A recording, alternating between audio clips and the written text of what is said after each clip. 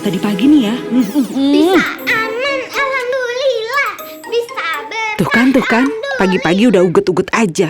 Terus lanjut aku ngajar? Ya anak-anak, ayo siapa yang bisa? Coba kamu. Bisa aman. Duh, kok Bisa gini? berkah. Duh, ada lagi nih. Pas lagi ke tempat makan. Mas, mau pesen ya? Iya Bu, bisa aman. Duh, loh. Bisa berkah? Terus pas mampir SPBU bareng ojol, Sore, bisa aman alhamdulillah. Bisa berkah, alhamdulillah ya. oh ternyata layanan syariah link aja. Kalau kata driver ojolnya, Pakai aplikasi ini semua jadi mudah, Bu. Dari beli pulsa, bayar zakat, BPJS, sampai isi BBM, bisa berkah dan aman, sesuai prinsip syariah. dengan layanan syariah link aja, semua bisa berkah dan aman. Mau dapat? Barang no rupiah? Stari Tokopedia. Wakamu. Pengguna baru. Download Tokopedia sekarang.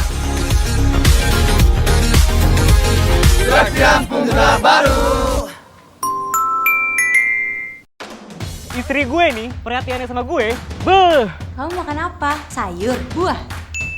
Apalagi pas gue sakit. Kalau istri gue kasih Hasanah Card. Ada promo. Diskon, cashback, voucher hot lagi.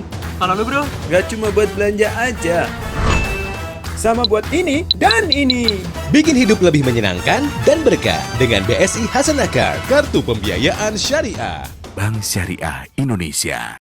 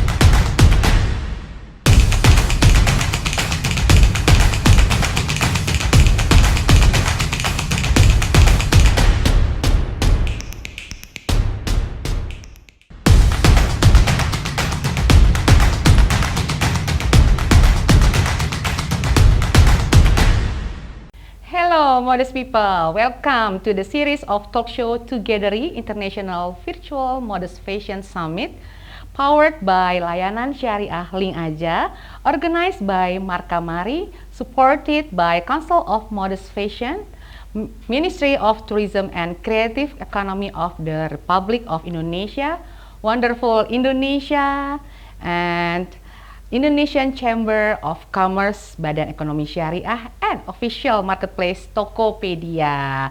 My name is Helen Simarmata and I'm going to be the host for today's talk show, which is Key Opinion Leaders and Community, together with community experts and leaders who present virtually with us today. Togethery Summit would like to say thank you to all supporters of the 4 days virtual summit, media partners Para Puan, Pop Mama, Femela, Dream.co.id, 30 local and international communities, FNB partners, Host Wardrobe Kurva by Sofia, and all the valuable supporters of the event. Okay.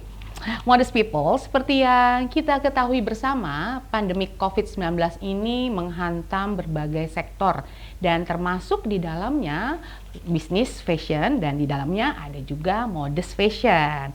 Nah, untuk dapat bertumbuh nih di tengah badai, di tengah tantangan masa pandemi ini, modest fashion perlu untuk terus saling mendukung dan untuk itulah Togethery Summit digelar sebagai inisiatif virtual event yang melibatkan komunitas modest fashion baik lokal maupun juga internasional. Modest fashion sudah lama hadir dan berjuang untuk mendapatkan tempatnya dan akhirnya bisa sampai di titik ini to get here. Namun cobaan pandemi hadir dan menghantam industri fashion termasuk di dalamnya modest fashion. Karena itu kita harus bersama-sama bergandengan tangan melewati masa ini together sehingga akhirnya kita bisa sampai ke titik selanjutnya yang lebih berkelanjutan, to get there. Event ini didedikasikan untuk modest fashion untuk bisa terus bertumbuh dan bergerak maju. Baik, modest people, pada hari ini saya akan ditemani sosok-sosok yang berpengaruh dan para community leaders untuk mengupas peran dan perkembangan komunitas, juga sosok-sosok berpengaruh di berbagai komunitas yang menyebarkan nilai dan pesan positif serta tantangan dan juga terobosan program dan value yang dibangun di dalam komunitas termasuk key opinion leaders di dalamnya. Nah, sudah hadir nih di tengah-tengah kita speakers atau pembicara dan sebelum kita mulai diskusi, saya ingin memperkenalkan dulu siapa saja yang akan terlibat dalam talk show pada kali ini. We like to welcome to all speakers who are joining us today virtually and I will introduce all speakers before we start today's discussion. Saya mau menyapa dulu ya satu-satu narasumber yang sudah hadir. Halo, sudah hadir Mbak Diana Setiawati, Project Coordinator for Kita Muda Kreatif Program Culture Unit UNESCO Jakarta dari Indonesia. Hai Mbak. Hai, apa kabar semua? Baik, Mbak Nana sehat ya? Alhamdulillah sehat. Terima kasih sudah datang. Saya langsung memperkenalkan juga nih untuk narasumber kita yang kedua ada Najwa Yanti, fashion designer dan juga founder dari HMC Hijab Bersmam Community. Hai Mbak Najwa. Halo. Halo semua, assalamualaikum. Waalaikumsalam. Sudah siap ya untuk berbagi pengalaman, informasi ya, dan juga wawasan kepada teman-teman. Aku langsung menyapa juga untuk narasumber kita yang ketiga, Selma Lebdiri, Communication Designer and Influencer Marketing Expert. Hai Selma. Hello. Hi. Hi everybody, so excited to be here and so excited to be talking next to all the other amazing guests. Thank you so much for having me. Thanks for joining us, Selma. Selma is influencer coming from Germany, right Selma? Yes. So nice to have you here. In Turkey and thank you so much. And our fourth speaker is Indita Karina, Sustainable Fashion Expert at Setali Indonesia. Hai Mbak. Ya, halo semuanya, salam kenal. Terima kasih sudah hadir, dan tadi saya sudah menyapa secara singkat keempat narasumber kita. Sekarang saya ingin membacakan sedikit tentang mereka, biodata mereka. Kan katanya nih, kalau tidak kenal tidak sayang. Jadi saya akan bacakan sedikit, boleh ya teman-teman. Yang pertama tadi kita sudah ada Diana Setiawati, Project Coordinator for Kita Muda Kreatif Program dari Culture Unit UNESCO Jakarta. Diana atau akrab disapa Nana, currently the creative initiator or key coordinator of the Kita Muda Kreatif Program, a massive youth empowerment program run in 6 provinces of Indonesia by UNESCO Jakarta under the support of Citi Indonesia and Citi Foundation.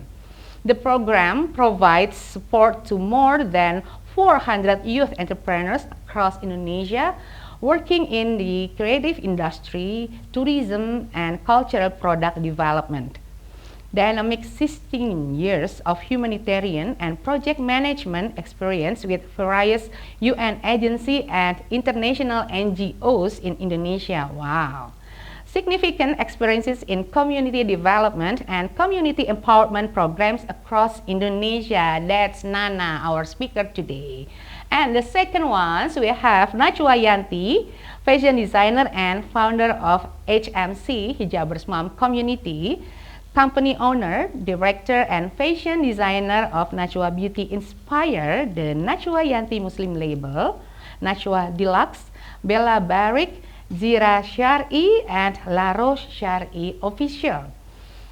Founder of Hijabers Mom Community, has been involved in various international fashion events in Bangkok, Paris, USA, Morocco, Turkey, and Malaysia. Written bestseller fashion books, Ready to Wear by Najwa and Style in Color by Najwa. Wow, well done Mbak Najwa. And our third speaker is Selma Lebdiri, communication designer and influencer marketing expert, a German-Algerian communication designer and influencer marketing specialist. Her work includes a variety of clients like US-based crowdfunding platform LaunchGood, a North African restaurant chain, and European charity organization. Even though the fields could not be more different, she believes that one word describes marketing, especially when it comes to influencers and their audience, is care. Nice. And our fourth speaker is Indita Karina, sustainable fashion expert at Setali Indonesia, experienced lecturer with a demonstrated history of working in the fashion design industry, currently as a lecturer in BINUS Northumbria School of Design and sustainable fashion expert at Setali Indonesia, skilled in fashion design, sustainable fashion, and textiles. Strong arts and design professional with a Master of Arts focused in apparel and textile from University of the Arts London. There you go. We have 4 speakers who are very capable in their fields. Dan pada hari ini kita akan berbicara soal KOL atau Key Opinion Leaders dan Community bersama keempat narasumber kita ini. Pertama saya akan langsung ingin berbicara ngobrol-ngobrol dengan Mbak Nana, dengan Diana Setiawati. Hai Mbak Nana, aku boleh ya langsung ngobrol sama Mbak Nana? Banyak pertanyaan. Boleh, silahkan. Tapi kan waktu kita agak terbatas, jadi aku akan menanyakan hal-hal yang paling bikin aku penasaran ya. Oke. Ya, Kita Muda Kreatif ini kan kegiatan yang memberdayakan komunitas UMKM yang didukung oleh UNESCO dan juga Citi Foundation. Sebenarnya aku sudah tahu nih, tapi boleh nggak Mbak Nana menceritakan lebih detail lagi tentang Kita Muda Kreatif ini kepada teman-teman modest fashion di sini? Jadi Kita Muda Kreatif ini sebenarnya colloquial name ya. Kalau nama program aslinya adalah Creative Youth at Indonesian Heritage Sites. Ini adalah sebuah program yang lahir pada tahun 2017 untuk merespon adanya 10 destinasi prioritas di Indonesia. Jadi pada waktu itu Presiden Jokowi menyatakan bahwa ada beberapa destinasi wisata yang menjadi destinasi prioritas, sehingga mungkin akan banyak pembangunan infrastruktur dan pembangunan sumber daya manusia. Nah, kami dari UNESCO Jakarta, karena kita mempunyai misi untuk melestarikan budaya, dan kita melihat bahwa di daerah ini banyak sekali generasi muda yang mungkin belum terjangkau. Kemudian kami menegosiasikan dengan City Indonesia bagaimana kalau kita membuat program pemberdayaan untuk merespon tantangan tersebut. Sehingga lahirlah program Kita Muda Kreatif ini di bawah support City Foundation. Kami mendukung lebih dari 400 wirausaha muda kreatif. Mereka ini umurnya 18-30 tahun, bergerak di bidang industri kreatif dan pengembangan produk budaya. Jadi misalnya Mbak Helen ini, mereka ini seperti pemandu wisata, kemudian pemetik, penenun, pemilik sanggar tari, kemudian penari, penyanyi tradisional. Jadi mereka yang banyak berhubungan dengan pelestarian budaya lokal. Nah, gerakan ini ternyata sangat positif dan mendapatkan animo yang sangat bagus dari generasi muda di Indonesia. Jadi ini kami sudah jalan tahun keempat dan alhamdulillah Kita Muda Kreatif semakin meluaskan jejaringnya dan hari ini kita bertemu dengan Together-i. Terima kasih sekali. Wah, keren. Jadi ini sudah tahun keempat ya Mbak atau sudah tahun kelima? Tahun keempat mau tahun kelima. Oh, sudah tahun keempat, berarti sedang mau masuk tahun kelima. Luar biasa sekali. Ya. Nah, selama 4 tahun lebih ini, tantangan apa Mbak yang dihadapi KMK ini ketika sedang membina komunitas? Mungkin lebih spesifik lagi yang berhubungan dengan fashion di daerah-daerah ini. Ya, jadi kalau tantangannya terutama kami rasakan dalam 2 tahun terakhir ini ya Mbak. Jadi tentu saja ini merupakan sebuah tantangan yang dihadapi semua masyarakat global adanya pandemi COVID-19. Jadi program kami memberikan pendampingan manajemen usaha, pendampingan pelatihan teknis, marketing dan promosi.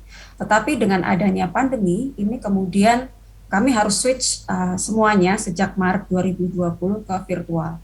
Nah, karena kami mendampingi 6 provinsi, ada yang di Sumatera Utara, ada yang di Jakarta, ada yang di Bali, di Lombok, di Jawa Tengah dan DIY, dan tingkat akses dan pengetahuan teknologi mereka berbeda-beda, maka kami mempunyai dinamika yang cukup berbeda di lapangan. Jadi misalnya untuk teman-teman penenun ulos dan pembuat gurga yang ada di kawasan Danau Toba misalnya, sedikit sulit bagi mereka untuk langsung men-switch mode mereka menjadi virtual untuk belajar secara ya. Jadi karena lebih banyak dengan face-to-face dulunya. Nah, jadi tantangan kami pada waktu itu banyak untuk melakukan modifikasi pendekatan dan pelatihan juga di sektor fashion. Nah, teman-teman yang di sektor fashion juga banyak melaporkan ke kami bahwa fashion dan kain tradisional ya, karena kami juga mendampingi para perajin kain tradisional. Banyak di antara mereka yang kain-kainnya tertumpuk di rumah dan di toko karena mereka di pandemi itu penjualan drop sama sekali. Jadi mereka kemudian ini bagaimana ini? Nah, di situ kemudian kita membuat satu platform yang menggabungkan mereka semua. Kemudian kami mencoba memperkenalkan tutorial secara dengan menggunakan platform media sosial. Jadi misalnya pelatihan menjahit masker tradisional melalui video tutorial yang kami upload di YouTube misalnya. Jadi memang kalau untuk teman-teman di sektor fashion, mereka kemudian banyak sekali yang harus menyesuaikan dirinya dengan pola promosi dan pola marketing untuk menyesuaikan perubahan dalam masa pandemi ini. Oke, tapi berarti dalam 2 tahun ini sejak awal pandemi mulai nih, sekitar Maret 2020 sampai kemudian di titik ini, tadi kan berarti KMK sudah melakukan berbagai usaha ya untuk menyesuaikan dengan keadaan. Progresnya bagaimana Mbak? cukup signifikan nggak? Tadi misalnya kan pengrajin ulos yang mungkin awalnya sulit gitu untuk beradaptasi dengan harus akrab kan sama teknologi, apakah sekarang progresnya sudah membahagiakan, sudah cukup puas atau seperti apa? Mungkin bisa diceritakan sedikit Mbak Nana. Ya, jadi kami sangat senang karena progresnya cukup positif dan tentu saja hasil dari kerja keras mereka tentu saja karena mereka punya komitmen ya. Tetapi dalam pendampingan program kami juga menempatkan fasilitator lapangan, Mbak. Jadi kami tidak meninggalkan mereka sendirian. Ada WhatsApp group yang sangat aktif di mana teman-teman yang mempunyai kesulitan misalnya untuk mempelajari pola-pola yang baru ini mereka bisa tanyakan. Banyak yang kemudian malah di masa pandemi ini bisa terbantu dengan branding yang baru. Jadi di 5 bulan pertama di masa pandemi kami melakukan gerakan branding bahagia, di mana teman yang belum punya branding, belum punya product identity, mereka kemudian kami dampingi untuk mempunyai branding dan belajar untuk melakukan digital marketing. Nah, sampai sekarang hasilnya menggembirakan, teman-teman cukup aktif dan sudah mulai melakukan pemasaran melalui marketplace dan juga sesimpel mungkin mereka bisa berjualan melalui WhatsApp. Gitu. Wah, keren. Sebenarnya kan ada atau tidak ada pandemi, kita akan menuju ke sana ya, artinya ke online. Betul. Gitu. Jadi ini suatu hal yang sangat menggembirakan dan bisa mempercepat justru pertumbuhan dari ekonomi kita ya Mbak, lewat anak-anak muda kreatif ini. Nah, tapi ada nggak Mbak pengalamannya tidak terlupakan selama membina KMK ini dalam membesarkan komunitas ini? Ya tidak terlupakan itu bisa in a good way, bisa in a bad way, bisa share mungkin ke kita. Ya, pengalaman yang tidak terlupakan mungkin waktu waktu beberapa dari teman-teman perajin yang sebelumnya mungkin mereka tidak punya bayangan bahwa pada suatu ketika mereka akan bertemu dengan fashion designer, bisa punya mentor fashion designer, bisa belajar bagaimana membuat kain mereka menjadi sebuah outfit yang pantas begitu dan fashionable. Kami terutama untuk teman-teman yang ada di Toba ya dan juga yang ada di Jawa Tengah, ini kami memberikan pendampingan dengan mengundang fashion designer. Dan dari perajin yang biasanya mereka hanya menjual kain, kemudian setelah bertemu dengan fashion designer, mereka bisa berkolaborasi dan menghasilkan outfit yang sangat menarik. Misalnya salah satunya ada satu perajin batik di Jogja, namanya Guru Batik, dampingan kami. Ini juga baru saja punya kolaborasi dengan Lemari Lila misalnya. Nah, jadi mereka merasa seperti naik level dan mereka lebih percaya diri sekarang. Dan pengalaman-pengalaman itu cukup menggugah perasaan karena mereka kemudian Mbak, kami belum pernah loh belajar dengan fashion designer. Kami pikir itu sesuatu yang sulit sekali untuk kami lakukan, itu akses ke sana bagaimana. Kami biasanya hanya membuat kain saja, tapi ternyata bisa bertemu dengan mentor-mentor dan fashion designer yang bisa membantu mereka gitu. Dan itu rasanya luar biasa sekali ya Mbak untuk bisa mendengar testimonial seperti itu. Tapi misalnya nih mereka akhirnya mandiri, sudah mendapatkan cukup ilmu, cukup pengalaman, jejaring, lalu mereka ingin lepas gitu boleh Mbak? Boleh sekali. Bahkan di fase kelima nanti di 2022, salah satu core program kami adalah mereka harus siap menjadi peer mentoring. Jadi kami akan membuka intervensi ke wilayah-wilayah baru di Indonesia, seperti di Solo dan Sangiran. Nah, teman-teman yang sudah berhasil di Jogja, di Toba, di Bali, ini kemudian akan kami himpun dalam satu platform seperti champion, itu local champion, dan dalam pelatihan-pelatihan mereka akan kami libatkan gitu. Jadi mereka juga willingly untuk menularkan ilmu mereka dan experience mereka begitu untuk teman-teman yang baru bergabung. Wah, keren. Jadi kayak member get member gitu nantinya ya. Jadi mereka jadi meluas. But for free ya, for free. For free, ya. Mbak, untuk menutup sesi kita pada kali ini, boleh nggak memberikan harapan apa sih? Aku pengen tahu harapannya Mbak Diana terhadap komunitas ini dan juga terhadap orang muda kreatif khususnya di bidang fashion. Ya, komunitas kita muda kreatif, saya berharap ini menjadi salah satu kontributor ya dalam pelestarian budaya di Indonesia, karena Indonesia ini adalah negara yang sangat kaya dengan budaya, dan untuk itu kami sangat bersyukur dan sangat senang bisa berhubungan dan berjejaring dengan beraneka ragam komunitas dan teman-teman dari jejaring yang berbeda-beda, seperti juga dengan Together ini. Kami harap ini menjadi sebuah langkah yang bisa sinergis dan lebih berkelanjutan ke depan. Kita bisa menciptakan banyak inisiatif-inisiatif baru dalam hal pelestarian budaya Indonesia. Ya, oke, thank you so much Mbak Diana. Terima Jangan kasih. kemana-mana ya Mbak, tetap ada di sini ya. Aku masih merindukanmu loh.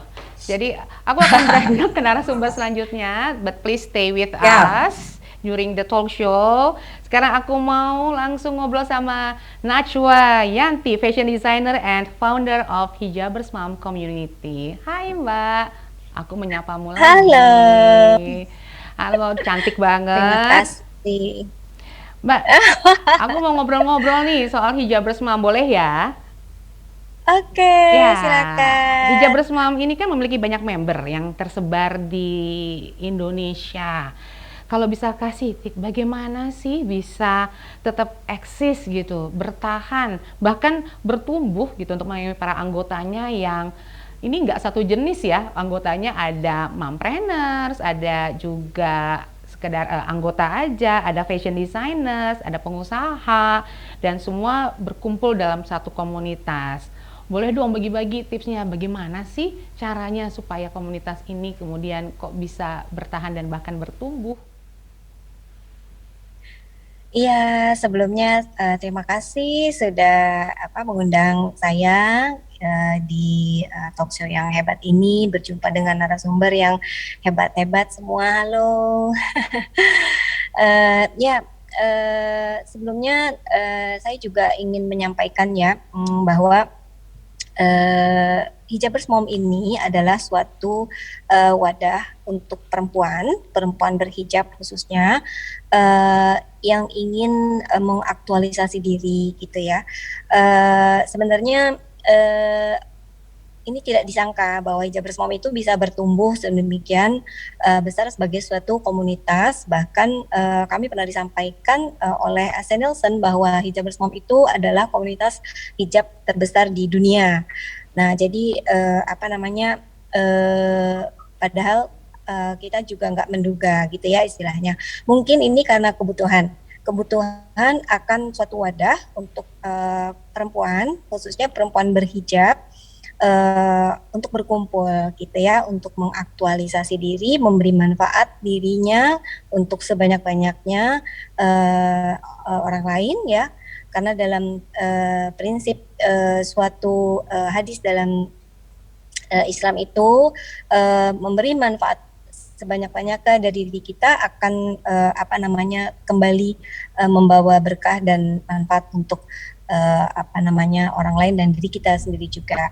Nah, Hijabers Mom ini lintas profesi ya sebenarnya. Jadi kebetulan saja foundernya adalah kami berempat fashion designer gitu. Saya dengan Irna Mutiara, Hani Hananto dan Monica Jufri adalah fashion designer. Tapi semua sebenarnya mulai dari ibu rumah tangga biasa, kemudian juga ada yang ahli hukum, dokter, akhirnya bergabung jadi satu di wadah ini.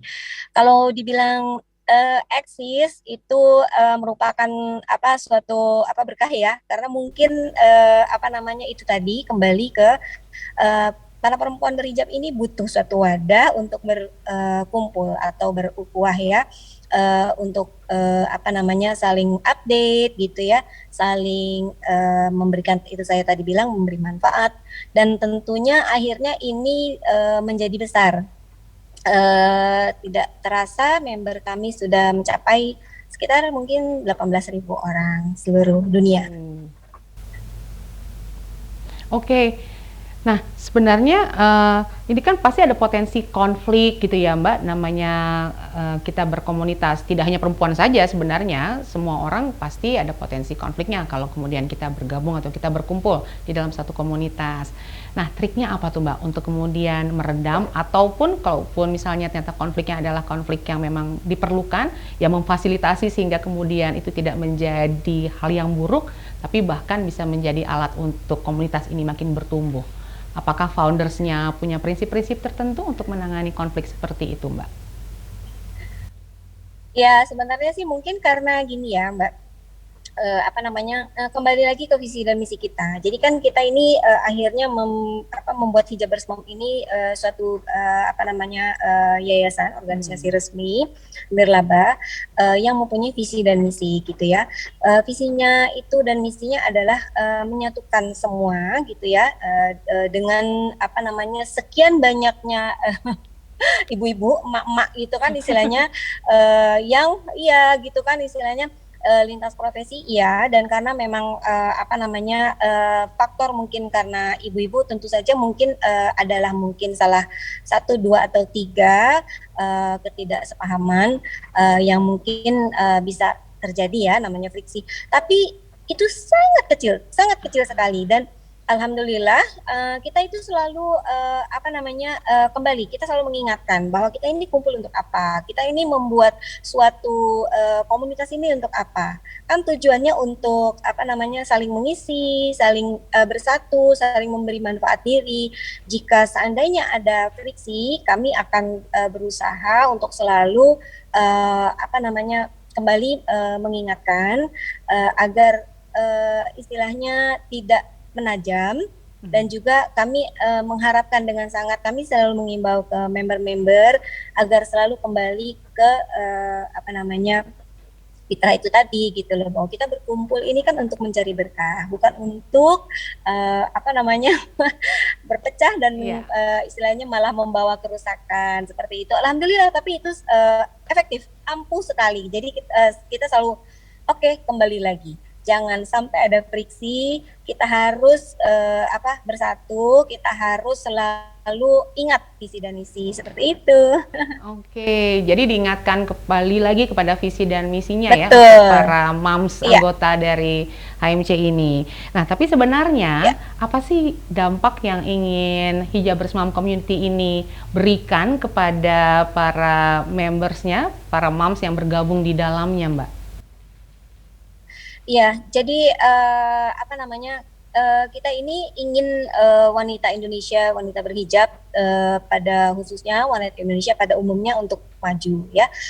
Jadi kami yang merasa istilahnya punya kemampuan atau punya waktu, punya bakat gitu ya, dan punya kelebihan di kehidupan kami baik di profesi maupun di kehidupan umumnya, kita meluangkan waktu untuk memberikan istilahnya mengajak gitu ya member-member gitu yang lain, baik itu melalui pelatihan, baik itu melalui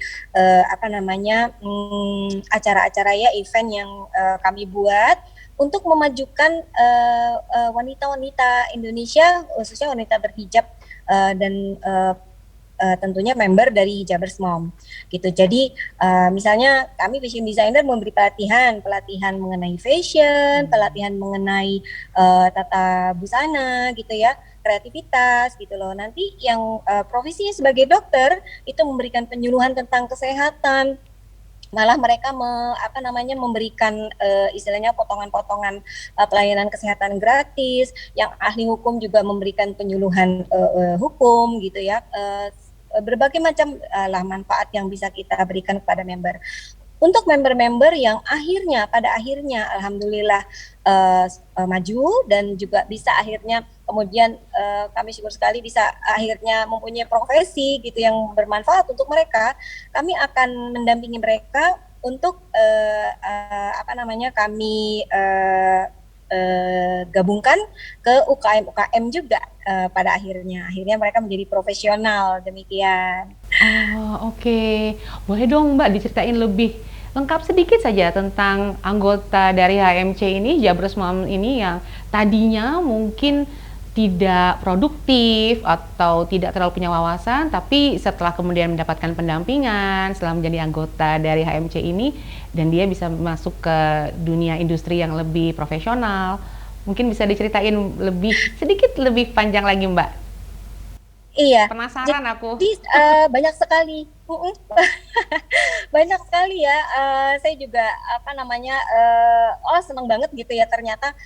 Jadi contohnya aja untuk ini kan kita memang lagi di gelaran talk show tentang modus fashion ya gitu. Salah satu sedikitnya saya ceritakan. Jadi dari dunia fashion saja gitu, Hijabers Mom itu akhirnya telah melahirkan juga, membantu dalam tanda kutip membantu kelahiran fashion designer yang sekarang telah sangat hit sekali namanya gitu ya. Itu ya setelah berkiprah di kancah fashion Indonesia, khususnya fashion Muslim Indonesia, itu mereka itu adalah berawal dari Hijabers Mom gitu loh. Jadi kami mengadakan fashion show setelah tadinya kita ngobrol-ngobrol diskusi, kemudian mengadakan event fashion, pelatihan fashion, akhirnya terus para desainer ini akhirnya kemudian masuk, kami ajak untuk bergabung di UKM atau di asosiasi, kemudian juga akhirnya kami ajak untuk membuat acara event show, kemudian juga akhirnya mereka menjadi besar, alhamdulillah. Dan selain itu juga yang satu yang saya sangat senang ya gitu istilahnya dengan hal ini adalah kami ini begitu bangga dengan member-member yang akhirnya bisa membuka lapangan kerja dan membantu perekonomian Indonesia gitu loh. Jadi nggak sedikit gitu yang akhirnya mereka jadi entrepreneur karena yaitu ukhuwah di dalam Hijabers Mom itu gitu loh. Banyak desainer, banyak juga pengusaha-pengusaha yang tumbuh gitu di Hijabers Mom. Wah, luar biasa. Alhamdulillah sekali ya. Tadi sampai alhamdulillah bisa buka lowongan pekerjaan itu tuh seperti merupakan bukti dari tadi niat awal ingin menjadi manfaat atau ingin memberi manfaat sebesar-besarnya, itu udah konkret banget sih. Nah, tapi sebenarnya nih dari awal nih Mbak ya, ketika Hijabers Moms ini baru mulai, kemudian sampai sekarang ini pasti banyak yang sudah dilakukan, terobosan-terobosan, program-program. Bisa nggak Mbak diceritakan mungkin yang besarnya atau yang signifikan terobosan yang pernah dilakukan? Siapa tahu bisa menjadi inspirasi juga untuk komunitas-komunitas lain. Tentu sangat senang kalau komunitas lain juga bisa banyak belajar ke Hijabers Mom Community ini kan Mbak? Kayaknya sama-sama belajar deh ya, iya, Mbak Diana, Mbak Indita.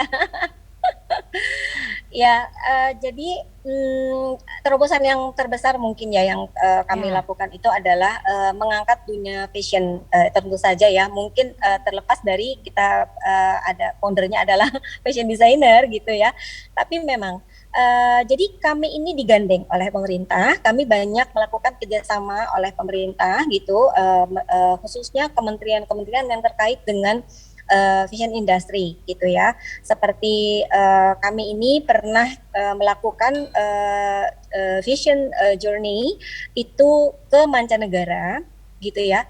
Kami membawa nama Hijabers Mom, sekali juga membawa nama Fashion Indonesia. Kita telah sampai di event internasional yang seperti tadi sebelumnya Mbak sudah sebutkan, itu kami syukuri, telah melakukan fashion show di Istanbul Fashion Week ya, kemudian juga di Bangkok Fashion Week, kemudian juga di Maroko Fashion Week, dan setelah sebelumnya mungkin karena pemerintah itu istilahnya sangat aware gitu ya pada perjalanan kami fashion designer ini yang istilahnya membawa modus fashion ini. Alhamdulillah kami itu telah melakukan pagelaran show di Paris, Prancis, di Le Bourget. Itu itu modus fashion di mana sebelumnya dengan sangat bersyukur saya katakan bahwa Indonesia membawa lokal kontennya, tapi menampilkan modus fashion sebagai tanda kutip jagoan untuk di ajang fashion week tersebut gitu loh. Jadi itu suatu yang kami banggakan ya gitu. Dan lagi juga gini Mbak, karena ternyata fashion ini kan sedang digadang-gadangkan pemerintah untuk dimajukan sebagai industri yang akan membawa suatu gebrakan ya, roda Indonesia itu berputar, karena Indonesia itu sangat besar gitu ya, ini istilahnya sumber dayanya ya, terutama di bidang fashion ya, khususnya fashion muslim. Nah, Hijabers Mom ini sekarang sangat aktif sekali melakukan event-event fashion. Kami juga terhubung dengan selain kepada ke Pemda-Pemda di daerah-daerah khususnya, kemudian juga dengan pemerintah pusat, juga dengan asosiasi fashion terkait seperti Indonesian Fashion Chamber, kemudian juga kami melakukan event-event yang sifatnya skalanya sebenarnya adalah bisa dibawa ke nasional ya gitu. Seperti Lombok Fashion Week itu kemarin baru diselenggarakan. Kemudian juga Padang Fashion Week, Bekasi Fashion Week, itu nanti akan kami gulirkan di setiap daerah di Indonesia di mana 40 cabang Hijabers Mom berada gitu. Luar biasa. Terima kasih banyak untuk sharingnya tadi, teman-teman. Sama-sama. Kita sudah bisa mendengar begitu banyak inspirasi yang bisa kita dapat dari cerita yang sudah disampaikan Mbak Najwa ya. Bagaimana HMC ini awalnya untuk ingin memajukan wanita berhijab, tapi dari niat yang positif dan sederhana itu bahkan kemudian bisa menjadi salah satu agen, artinya salah satu bagian dari memajukan perekonomian Indonesia juga, karena banyak anggotanya yang kemudian membuka lapangan kerja. Wow, luar biasa. Terima kasih banyak Mbak Najwa. Don't go anywhere ya. Tetap bergabung bersama kami, karena sekarang saya ingin mengajak ngobrol narasumber kita berikutnya yang datang jauh-jauh dari Jerman. Welcome, Selma Lebdiri, Communication Designer and Influencer Marketing Expert. Hi, Selma. Welcome again. Thank you so much for joining us today. It's a pleasure for us to have you here. I just want to ask you several questions. The first one is, you are an influencer and also work as an influencer marketing expert, right? You deal with influencers and community almost all the time. What do you see in the influencers and community scene, and how we can make this scene even better than what we have now? Yeah, thank you so much. Influencer marketing is such a personal type of marketing because it is tied to a person, it's tied to their community. And even though I feel like marketing or having a product or a brand is also something that you should take very, very personal on that level of care. That's why I came with that word even in my bio already, because I think it always comes back to that word. Do we care enough for the audience? Do we care enough for the influencer? Do we care for the product? Do we care for our clients? And that's where it comes together in my eyes. For example, if you don't really care for the influencer, it's always, I hear the word we are using this influencer, we're using this influencer campaign. It's just a normal way to approach or talk about influencer marketing. But I think it sometimes is good even to be careful about the wording we use, because it will show in the long term in your approach to this influencer, how we work with their community, if we are about the numbers, or do we care about building a long-term relationship. And when we look at the most successful influencer marketing campaigns, they're influencer campaigns where it's a long-term collaboration. This influencer works and loves and adores and cares for this brand and cares for their audience and cares for what they show and what they sell to their audience, right? Because at the end of the day, we are here talking about modest fashion.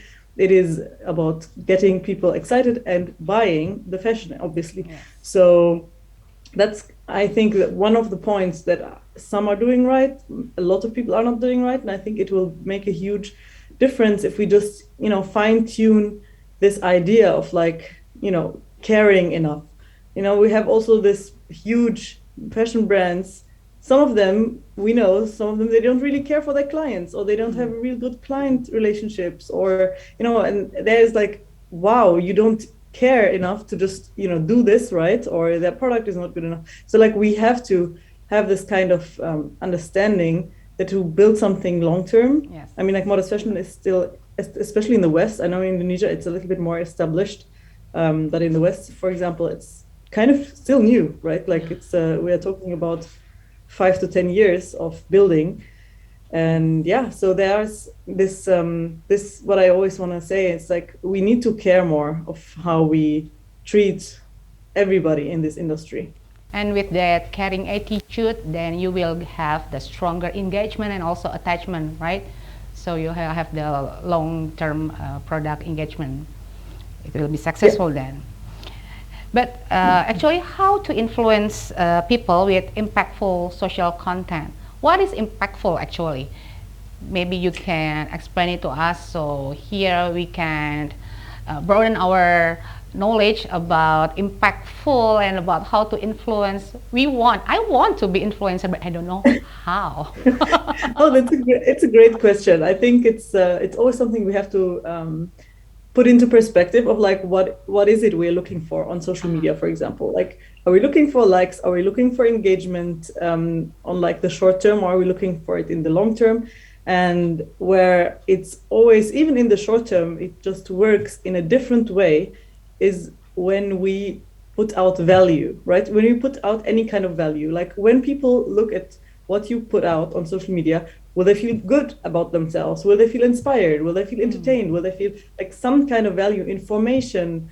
And that's something that even brands, fashion brands can do, events, summits, anything, where it's so many people do social media because they want to present themselves, and they're like, I want to talk about me, listen to me, I'm me, And when we approach it in a different way, where it's like, okay, what do you need? What can I do for you? Right? Like, what can I do for you for free? Even social media is free. It's a free platform. Nobody has to pay to see your content. So why not even go a step further and say, like, what can I give you even for free? Because you're looking at me, you're watching me, you're following me, you're giving me a platform to then, for example, buy my products, be a part of my event, be part of my fundraising, whatever we are talking about in whichever context. But if we then say, because I care for you, again, the word care, that you are following me here, let me give you something that you are going to benefit from. And even if it's, it is inspiration, that's, for example, the big, blow up of like modest fashion bloggers back in the day. It was like people were really inspired by the way they are styling their modest fashion, right? And there is like, this is something that you need to realize, who are the people you follow and why do you follow them? Especially the older we get and the older we are talking about, our target audience. If we're talking about women over 20, 25, 30, we don't have time to follow everybody just to, be updated with whatever they are selling us, or like telling us what they did today and tomorrow, and, what their mom did. We want to have like some kind of, impact. We want to have value, and that's where even fashion brands can shine. Yeah. Okay. I know now why I'm not an influencer, because if you go through my social media, you're going to find me. Maybe it is an inspiring me. I'm not talking about you shouldn't be part of your social media. It's just, But actually, what is the challenge of influencer marketing nowadays, especially in the modest fashion industry? That's also a great one, because what I've seen is that a lot of times it's a very simple transaction. Here is our clothes, here's some kind of, product that we're giving you, and you're going to present it in your feed.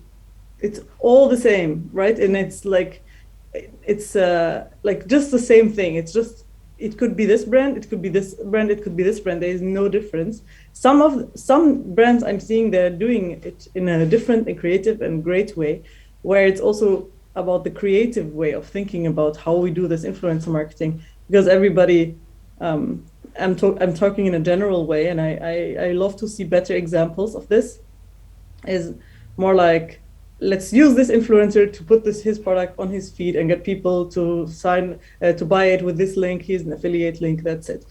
Whereas in the bigger industry, when we're looking at influencers or working with big brands, in a special way. It's always about the brand becomes a character on their feed, on their content, on their channel, and it's like a character, you know, like I could not have done this, or like let me do something that has nothing to do with the brand maybe, but it is only possible because the brand is supporting me, and because they're supporting me, they are caring about my audience, and then it's a completely different way of working with an influencer. And yeah, you can put the product, you can place the product, but it's not just product placement that will get us somewhere long term, because we are like, it is so interchangeable, right? And that's, I think, the challenge that we are facing, especially in the modest fashion world. How can we approach it a little bit more creative to show them that we are, you know, we are someone that cares about the audience of these influencers, and like with us, this influencer is you know, available to do even more things. And yeah, that's kind of where I think events have a great edge. You know, they can have these great experiences with their influencers that they work with. But if you're talking about fashion brands, just try to think a little bit out of the box. Yeah, but well, we know that that's not an easy breezy things to do, right? To think creatively and to think out of the box. But that's why you can hire experts. Yes. Well, that's something that we have to do, right? You have to be different so people can notice you easily when you are in the crowd. I know that. We have to have 1 hour talk show special to talk about how to think differently and how to think creatively, right? And I will. I mean, I already love this virtual setup. I've never seen something like this before, so I'm very excited. Yay! The next one, I want to ask you about how to manage our social media so we can still be relevant as an influencer or public figure. Yeah, I think one of the most important points here is just be true to who you really are. You know, like don't try to just be whatever is now in the moment important. Like it will show. I mean, like if you are doing something different than anyone else, it is not gonna make a difference if you have 10,000, 5,000 or 100,000 followers, because you are going to be this special person. If somebody is looking for this specific thing, they will come to you.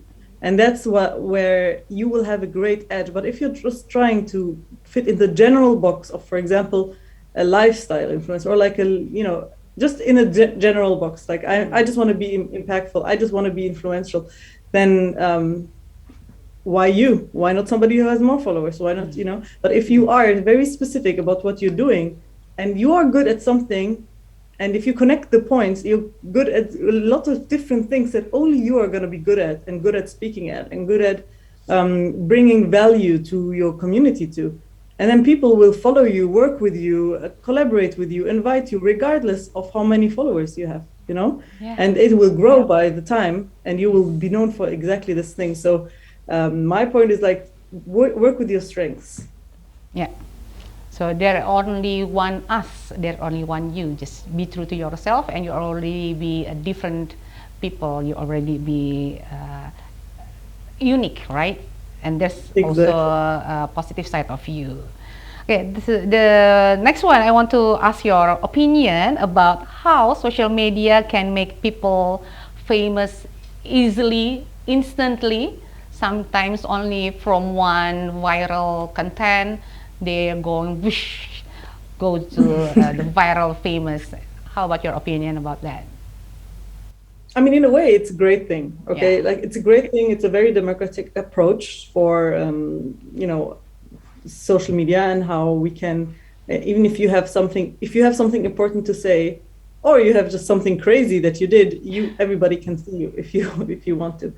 But I think the question that we all have to ask ourselves is, what do we want to be known for?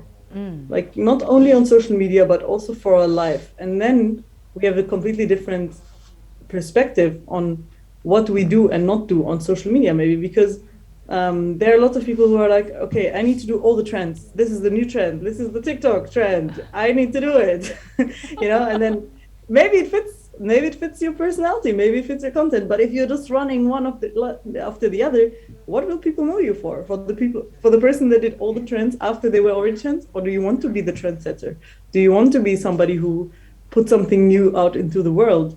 And I think this comes not only, as I said, not only for social media, it is for a fashion brand. Like, why are you a designer? What are you doing? Why did you build this community? Why did you do this event? Like, there's so much value of thinking, what do I want to be known for? What will my kids know me for? What will my country know me for? Maybe, like, if you think so big. So that's where we would put the focus on, if we would be like, should I run after every trend? Yeah, it's a good thing. It's nice if you can be famous from social media, but the next question is how to maintain, how to sustain, right? It's the next question, and it's not easy. Yeah, thank you so much, Selma. Just to add to that, like, you can be known for something, yes, and then tomorrow nobody cares anymore. Yeah. And then exactly, like, do you want to be known for nothing? It's just once everybody listens to you. So yeah, but thank you so much. I really enjoyed these questions. Thank you. But stay with us, don't go anywhere. I will talk now with our fourth speaker, Mbak Indita. Terima kasih sudah hadir. Mbak Indita Karina adalah seorang sustainable fashion expert at Setali Indonesia. Dan saya mau ngajak ngobrol Mbak Indi untuk banyak hal, karena ini menarik sekali. Buat saya ini sangat menarik. Sustainable fashion itu kan belum begitu familiar ya Mbak di Indonesia. Sebenarnya bagaimana caranya Setali menemukan orang-orang yang peduli dan mengumpulkannya dalam satu komunitas. Jadi main goal-nya dari Setali Indonesia ini apa? Mungkin bisa diceritakan ke teman-teman di sini. Iya. Jadi awal mulanya sih sejarahnya Setali itu dulu namanya Salur. Nah di situ kita cuma nerima baju donasi aja. Belum ada wacana upcycling, recycling. Tapi itu kan sekitar 5 tahun lalu ya. Nah kan seiring waktu berjalan, sekitar 5 tahun kemudian lahirlah ini Setali. Jadi mungkin kayak lebih ke brandingan baru kali ya. Nah terus karena komunitasnya dari tahun ke tahun selalu bertambah, karena kita engagementnya itu melalui workshop, live workshop sama tukang jahit kita sendiri yang kayak tukang vermiculite ada di kegiatan Setali gitu. Jadi saya rasa kayaknya mulai dari situ creating awareness-nya. Cuman yang paling impactful sih sebenarnya tetap dari dia. Jadi di situ karena kebetulan foundernya yang karena dia juga udah punya base, jadi begitu tahu Setali, dia punya wadah Setali untuk menyalurkan ide-ide tentang sustainable fashion. Jadi berkembang dari situ sih Mbak sebenarnya, gitu, public engagement-nya. Oke. Terus kalau tahun ini sih kita berubah lagi, jadi berkembang lagi, update. Sekarang kita misinya circular fashion. Circular fashion itu sebenarnya nggak jauh beda sama sustainable fashion, cuma beda terminologi aja. Kalau sustainable fashion itu kan keberlanjutan ya. Kalau keberlanjutan kan sebisa mungkin itu tidak merusak lingkungan atau mempunyai nilai-nilai luhur, tradisi, sejarah ya salah satunya, dan juga upcycling ya, praktis yang kita lakuin di Setali. Jadi kita mengolah sampah baju dan sampah kain untuk dijadikan karya itu yang mempunyai value yang lebih begitu. Jadi upcycling sendiri itu beda sama recycling. Kalau recycling itu kan daur ulang. Kalau upcycling itu sebuah karya baru. Jadi misalnya kayak ada baju bolong, kita permak lagi, kita kasih kerah lagi yang kita redesign lagi. Nah, terus kebetulan juga tahun ini lumayan banyak proyeknya. Salah satunya dengan berbagai retail companies yang udah cukup dikenal di Indonesia, dan kita juga ada kesempatan untuk ada pameran juga dengan karya-karya upcycling kita gitu. Jadi ya kurang lebih begitu sih, misi kita tetap untuk mengedukasi masyarakat akan pentingnya sustainable fashion, circular fashion, karena emang sudah seharusnya bergerak searah sana sih gitu. Karena sebenarnya bukan tren, jadi memang sudah harusnya jadi bagian dari sistem yang gaya baru. hidup ya. Bagian dari Ya. harusnya ini menjadi bagian dari gaya hidup diharapkannya gitu tentang Iya. sustainable ini gitu. Nah, tapi sebenarnya main goal-nya apa dari gerakan ini? Apakah edukasi, lebih ke arah edukasi atau ekonomi? Lebih ke reduce fashion waste ya, gitu. Berarti mungkin lebih ke dampaknya lingkungan ya. Iya. Oke. Iya, sama nah itu melalui edukasi sih ke masyarakat melalui konten-konten kita bikin di Setali dan proyek-proyek kolaborasi dengan brand-brand, komunitas gitu. Oke. Tapi berarti ini belum tentu bisa komersil dong ya. Sementara kan bagaimana sebuah komunitas bisa berjalan dengan lancar gitu ya, dengan baik, mungkin butuh biaya juga, butuh ya ada operational cost. Bagaimana kemudian ini bisa berjalan, Mbak? Apakah ada iuran anggota? Ini sistemnya kayak komunitas atau hanya orang-orang tertentu saja yang ada di sini, Mbak? Atau gerakan gitu jadi? Lebih ke gerakan ya, kalau komunitas yang kayak berbayar itu sih enggak. Jadi lebih ke workshop, kita lebih aktif ke workshop. Jadi sistemnya sih custom ya, custom made. Jadi orang bisa datang ke kita bawa baju atau celana yang udah usang, terus di upcycling. Jadi rather dibuang atau didonasi, itu dijadikan sebuah karya upcycling, kurang lebih kayak gitu sih. Kalau sekarang Setali lebih mengedukasi pentingnya upcycling gitu. Jadi kayak kurang lebih kayak upcycling fashion company gitu. Bisa dikatakan seperti itu juga. Oke, tadi kan diharapkan sebenarnya ini bukan sekedar tren, tapi sudah menjadi bagian dari keseharian. Tapi kenyataannya saat ini seperti apa, Mbak? Mungkin bisa diceritakan progresnya dari awal meniti dari mulai salur sampai kemudian saat ini, Setali, apakah ada progres yang cukup signifikan?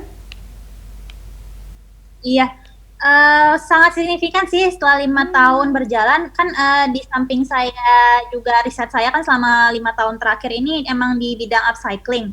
Kebetulan saya juga ngajar kan di BINUS Internasional. Nah itu kalau dibandingin 5 tahun yang lalu dengan yang sekarang, present moment sih orang-orang udah mulai aware ya sama pentingnya gerakan sustainable fashion, terus udah mulai melirik lah strategi-strategi desain sustainable tuh kayak gimana, fashion itu nggak harus cost the earth ya, nggak harus beli barang yang fast fashion, lebih beralih ke belanja barang lokal misalnya atau thrifting gitu.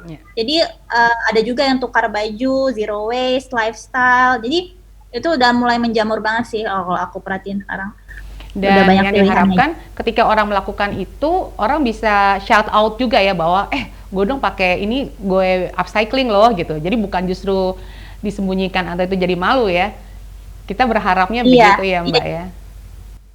Iya, aku juga kan ngelihat ke tren platform global yang kebetulan emang subscribe di BINUS, emang the future is itu sustainable dan custom. Jadi lebih beralih ke slow fashion dan juga ya mulai meninggalkan hal-hal yang artificial, yang instan, lebih ke melihat ke craftsmanship, artisanship, begitu Mbak, kerajinan, yang melestarikan budaya juga itu erat kaitannya dengan sustainable. Oke, baik.